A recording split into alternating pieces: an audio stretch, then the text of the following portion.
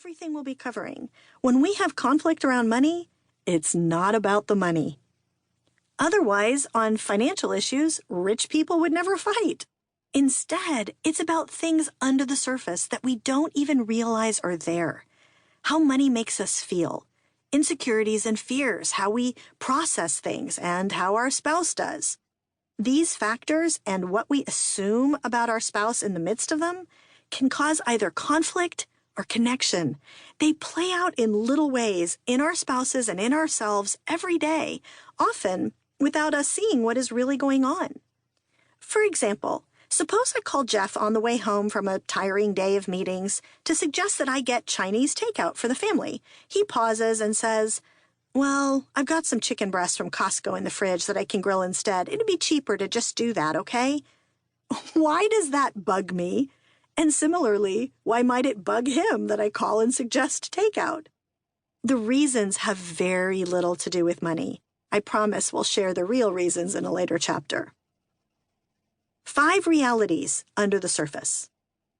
So, if it's not about the money, what is it about? Here are the key discoveries we'll unpack in this book. Next are examples of common thoughts and frustrations around money and the 5 things that are really going on. Our subconscious thought. Why can't you see that this is so worth it or so not worth it? What's really going on? We aren't valuing what our partner values. Our subconscious thought is, don't you care that I'm worried about such and such?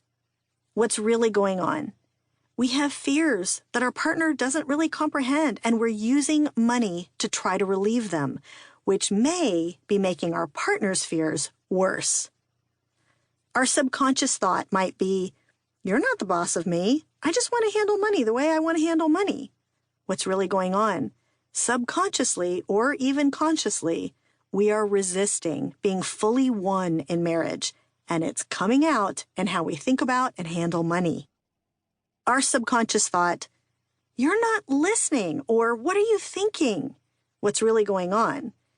We are clashing instead of connecting due to our different wiring for processing and communication.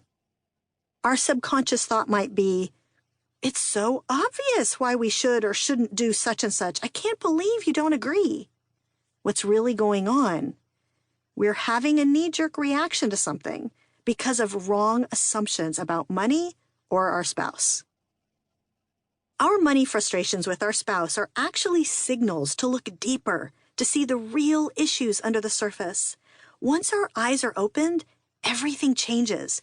We now know why our spouse got irritated or reacted to a certain situation in the way they did. We see the reasons for our own feelings and reactions, motivations, expectations, and hot buttons we might not have been able to articulate even to ourselves. Most important, we can work on solving the real issue so the frustrations happen a lot less often. Money gives us a window into the heart. And as we peer into each other's thoughts, dreams, and fears, we not only resolve or prevent problems, but we grow closer than we ever have been before. That's what we're focusing on in this book, understanding the often unseen, day-to-day, money-related factors that impact relationships, so that money ends up being an opportunity for intimacy and connection rather than conflict. Your tour guides for today. Since we're going to be spending some time together, here's a bit more about us. We live in Atlanta, we have 2 teenage children, and we're not quite sure how we're old enough for this. We've been married 25 years. For more than half of that time, we've been investigating the little things that make a big difference in relationships and writing books about them.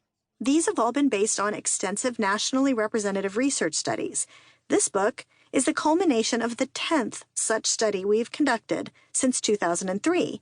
Although the book also includes insights from most of the others. Our background is a bit different. Rather than being PhD psychologists, we both have analysis backgrounds. Both of us received professional graduate degrees from Harvard University, which is where we met. Jeff is an attorney by training. After getting his JD from Harvard Law School, he spent 8 years in corporate law at various firms before branching out as a technology entrepreneur.